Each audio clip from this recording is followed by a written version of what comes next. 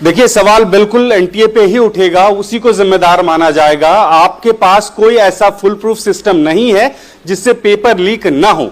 एक या दो बार की ऐसी घटना नहीं है, दर्जनों ऐसे मामले सामने आए हैं। अगर नीट की बात करें तो आपने बताया कि जैसे 2024 में भी ये हुआ था, उसके बावजूद भी अगर इस तरह की शिकायत आती है तो इसका सीधा सीधा मतलब है कि सरकार को सोचना पड़ेगा कि एनटीए किस तरह से फंक्शन कर रहा है और इसका औचित्य कितना है। अगर देश के तमाम प्रतिष्ठित एग्जाम के जो क्वेश्चन पेपर हैं वो एग्जामिनेशन हॉल पहुंचने से पहले ही लीक हो जाता है, 10 लाख, 15 लाख, 20 लाख रुपए में बिकने लगते हैं, फिर ऐसी एजेंसी की क्या जरूरत है और इस एजेंसी का दुष्प्रभाव उन लाखों बच्चों पे क्या होता है, इसका आकलन आज तक नहीं किया जाता है। आप एक बच्चा जो 10वीं से लगातार कोशिश करता है नीट की तैयारी करने के लिए, कोचिंग वो 10वीं से शुरू कर देता है और 12th में जाने के बाद बहुत सारे बच्चे ऐसे होते हैं कि फिर 1-2 साल का और गैप देते हैं, फिर उसके बाद नीट का एग्जाम वो देते हैं और उसके बाद उनको पता चलता है कि उनका पेपर जो है वो कैंसिल हो गया। कैंसिल सिर्फ इसलिए कि देश के किसी एक सेंटर से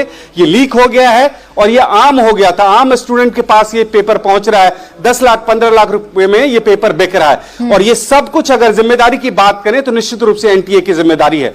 ये बेशक कहा जाए किसी एक सेंटर पे जहां पे प्रिंट हो रहा था वहां से किसी भी कर्मचारी की मिलीभगत है, लेकिन सवाल यह है कि इतने वर्षों के बाद भी ऐसे कर्मचारियों के ऊपर में दबाव बनाने में यह एजेंसी क्यों कामयाब नहीं हुई है? क्यों हर बार कोई दूसरा व्यक्ति आता है और इस तरह से पेपर लीक करके निकल जाता है आसानी से?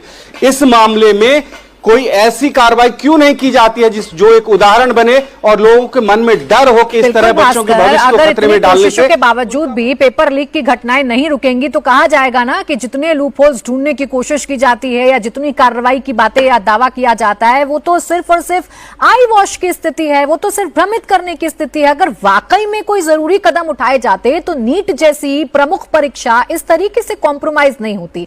एक बार फिर से पूरी खबर बता देते हैं। 3 मई 2026 को नीट की परीक्षा कंडक्ट करवाई जाती है जिसमें 22 लाख स्टूडेंट्स अपीयर होते हैं।